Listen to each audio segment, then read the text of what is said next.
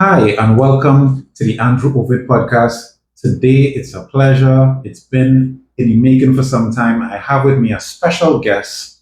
Her name is Minavia Dedier-Patterson.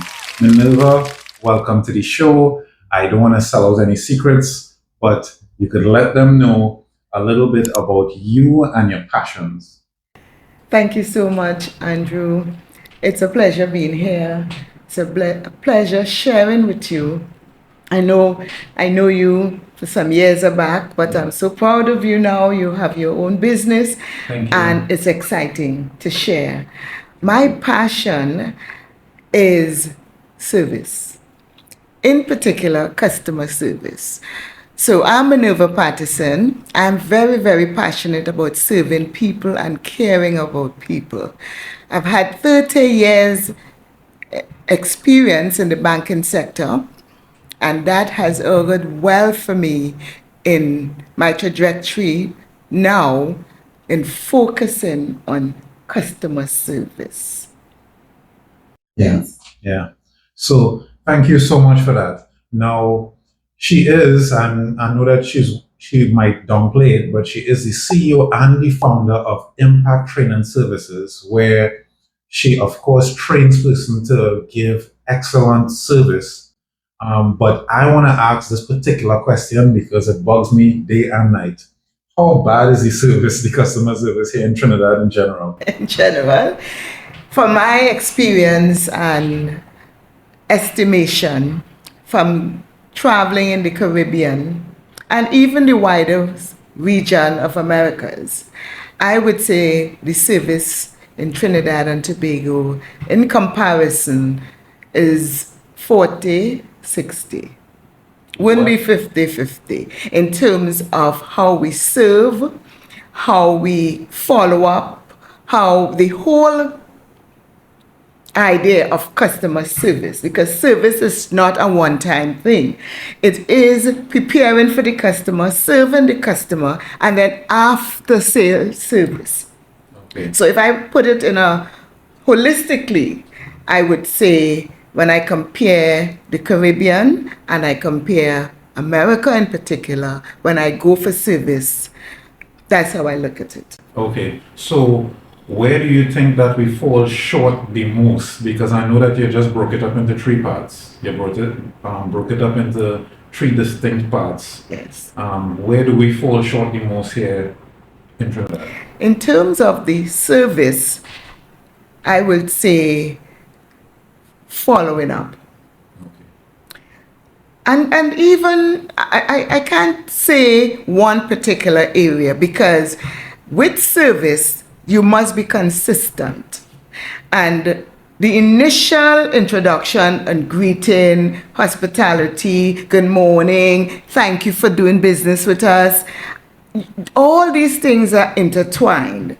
And I think across the board, we sometimes are good in one area and weak in another. So I think in terms of the service industry in Trinidad and Tobago, tourism industry, Yeah, retail industry, yeah. the corporate level, there's a heightened awareness of what is expected, in particular the banking sector, insurance sector. You are trained, and it's the expectation from the customer that you will give a heightened level of service.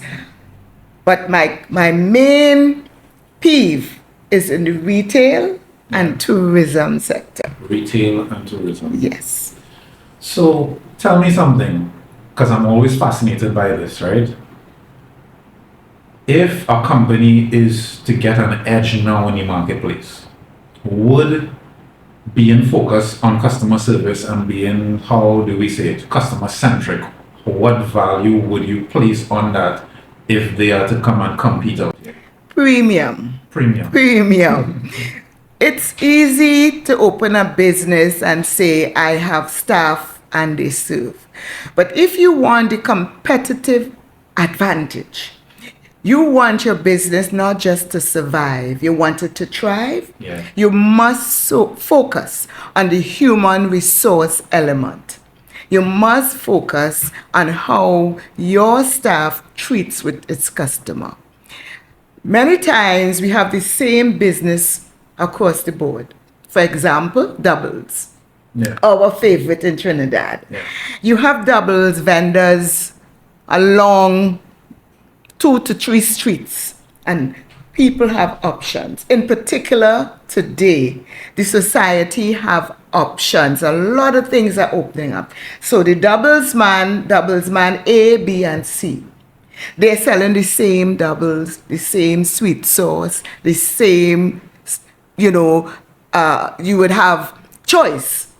But what is essentially different that you will prefer to go to doubles A rather than doubles man A, B, or C? Yeah. The service. And that's, I'm talking about the retail sector here. In tourism, the expectation of guests coming into this country, they need to feel significant, confident that this is the best decision they made to come into Trinidad and Tobago and connected. Yeah. And if we don't do that, we're falling short. So I would say first priority is the focus on your customer. And how I put it, customer centricity and love. Nice. That's how I phrase it. Yeah. Because you may ask, what love got to do with this? I here to make a profit. I am doing business, it's dollars and cents. What love? And if I were to interpret that, it's passion. You must have a passion for serving and love what you're doing. Because if you don't have those two, it will be robotic. Even with a computer. Yeah. And you do your application and it asks, are you a robot? Because we are so unique. You cannot do the same thing with everybody. Everybody is unique. Yeah. It's an individual service. What is service to me may not be good service to you, because I am different. I like you to smile with me, to chat with me, and I feel good. I got good service. Rather than the other person will say, look, I'm here to do business, be efficient, on the ball, that's it.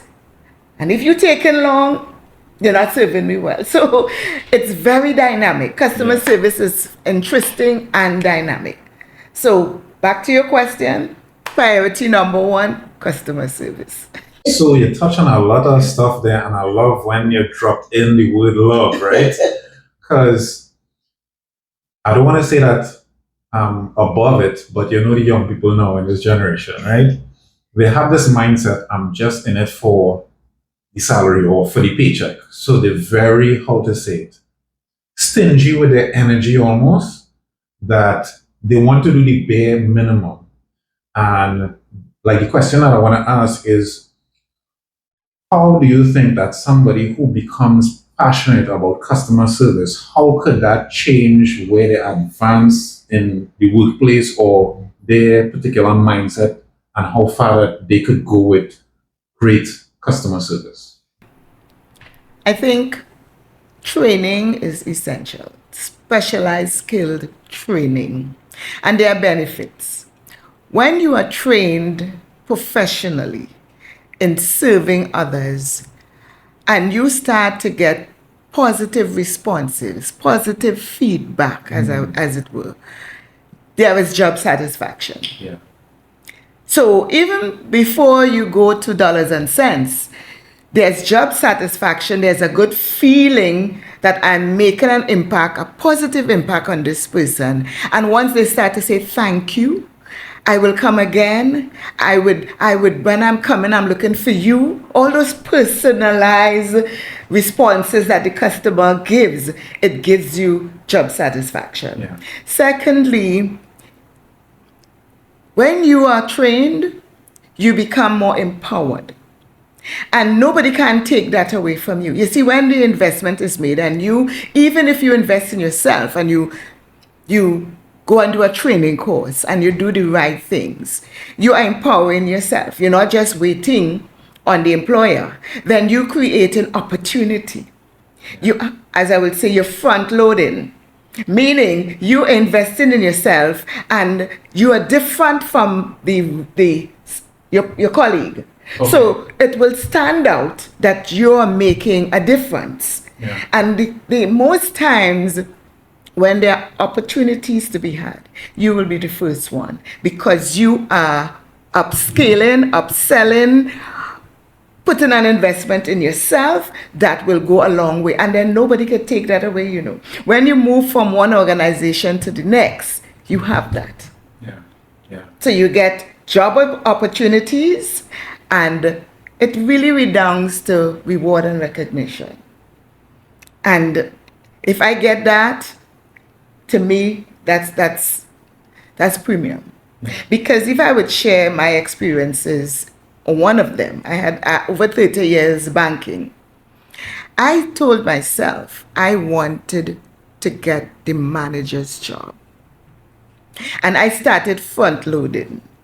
I would walk the floor as the CSR or the customer service rep. I would engage customers. I would give myself 48 hours to resolve every complaint that I get. And I started to do that. Turn it over. Customers are impressed. They come back to me. Staff notice. The security says, Mrs. Patterson, that man was cussing coming in your office. What you did to him, he coming out smiling, waving everybody. Because I engaged, because I listened, because I used the complaints as an opportunity to learn. And that gave me the competitive edge. Beautiful. And I could attest to it. I was in the bank as well. And something that you mentioned, we did look forward to those particular customers who would come back to you because they know that you do give them great service. Yeah. And we do feel really good when somebody say, hey, I really like the way that you deal with them. Yeah, you do get a lot from that. And I remember one thing that stood out to me in the short time that I got to see you in the branch as one of the supervisors slash managers there, was that every time there was a difficult situation, they ran to you and say, we have a troublesome client. And no matter what, there was just this way that you would be able to pacify the situation and make them feel so pleased. And I think that was truly a gift. I think that is truly your gift. And I wish that more persons could get a viewpoint of how valuable that customer service is, because I'm almost thinking that if they give more customer service or they give greater customer service, then we'll be able to benchmark what the standard should be for ourselves. Yes. If I were to add, there are benefits for the employer. I've seen over time where the low, in terms of the organizational chart, the junior staff, especially in the retail sector, management or leadership do not put priority on training the lower end staff because they feel they come for the job and they just use it as a stepping stone. Yeah. And they don't see that it costs the bottom line, because the recurring firing, hiring, you're losing your credibility as a business person. You're losing your place in the market. Because when you come back and you want to see a familiar face as a customer, you see somebody new and you have to repeat your business again. So people like relationships. Yeah. And if employers or leadership within organizations understand customer taste, customer preference, you would realize rotating the staff because you don't want to invest in training and it's more cost effective for you, it's hitting your bottom line more than you even understand. Yeah. So you invest in, it creates repeat business. Repeat business creates more customers, more money. Yes? Yeah. You don't have customer attrition. So it really benefits, it's a two-prong for the employer and the employee. Right. So tell me this. So I know that you you are into this subject of customer service quite a lot in terms of knowledge base and all those things like that. Are there any mind shifting statistics when you would have done your studies here locally or abroad in terms of what you've seen? Anything that stood out to you in terms of numbers? Numbers. I would like within Trinidad and Tobago to see priority given, essential or fundamental focus being customer centric. And when I say that, I mean both internal and external.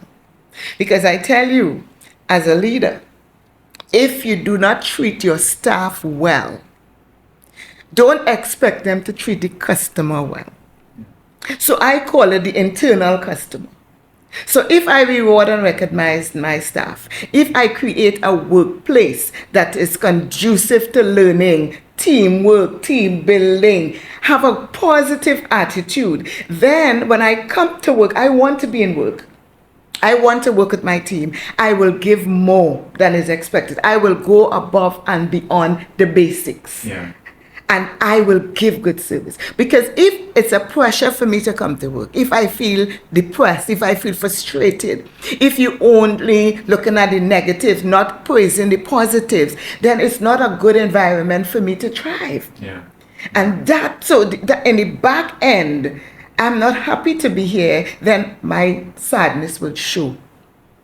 So it really goes down into the internal customer, feeding into the external. So managers, leaders, supervisors, that's a nugget.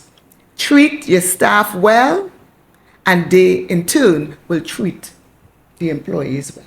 So in terms of the focus, coming back to your question, I think it is essential, it's imperative, if I want to use another adjective, that the leadership or the management within organizations be customer-centric focus, both their staff, internal and external.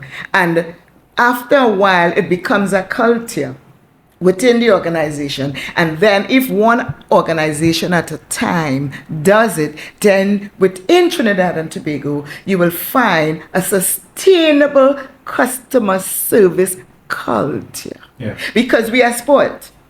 We are spoiled as trainees, yes, because of the oil and everything else. The customer service is not priority, unlike with Barbados, who focuses on tourism and all the other Caribbean islands. So there is a need. That's why they have to do it, because that's how they get their revenue. But it's changing. The paradigm is shifting for us. Yes, so now we must.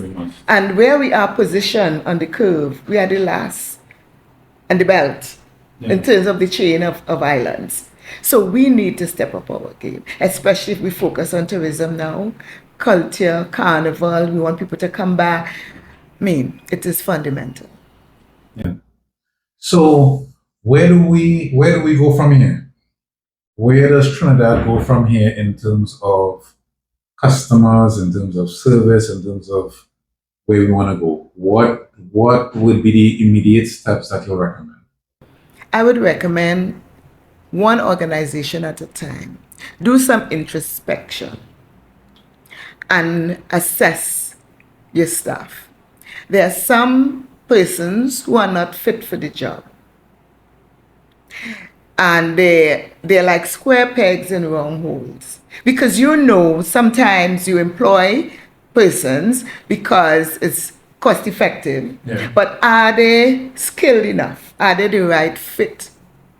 So we have to decide what fit. There are some persons who just fit for background work, computer. And let's face it, we have different personalities, issues, and we need to know ourselves.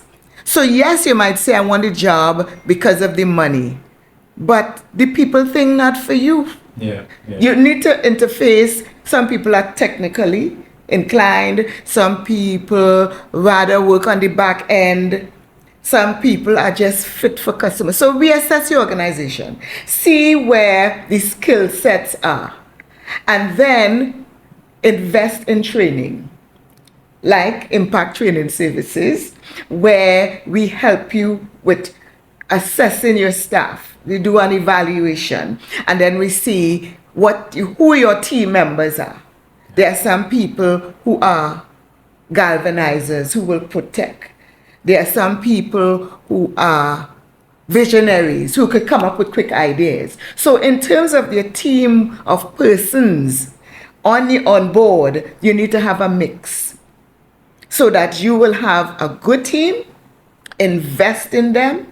Or, sometimes people feel, okay, you need to invest everything in me. No, you as an employee, you can do it halfway, and build up the organization, have a standard of operation. This is how we do business here, and stick with it. Over time, you will see the rewards. One organization at a time. It doesn't matter, especially entrepreneurs.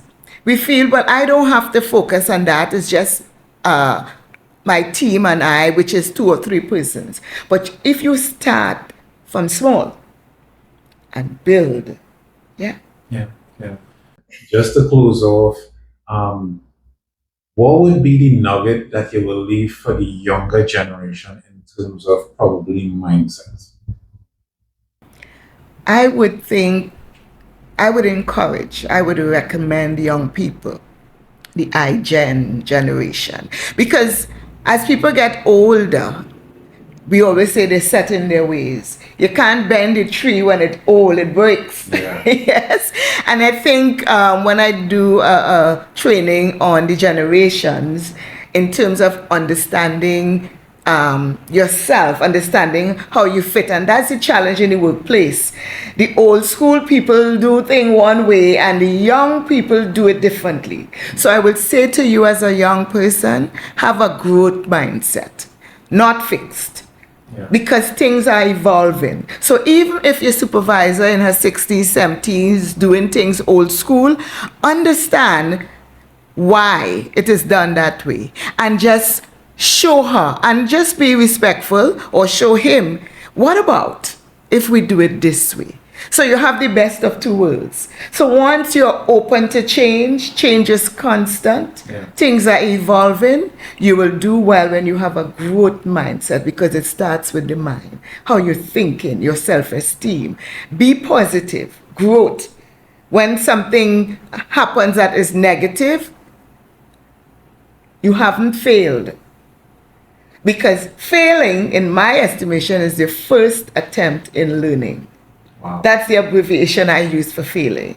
So you didn't go right this time, let's do it again. Yes? Yeah. Growth mindset. Fantastic. So there we have it. We've had a really, really good chat here, and I appreciate it. I know that this was some time in coming, having this conversation. Thanks again for having me. It's a pleasure. A pleasure. Yeah. Yes. I definitely want to wish you all the success. I know that I have traveled as well. The customer service does vary, and I believe that in Trinidad in particular, we need to do better. We need to do better. So we're looking forward. Stay tuned. We will definitely have another segment coming up soon.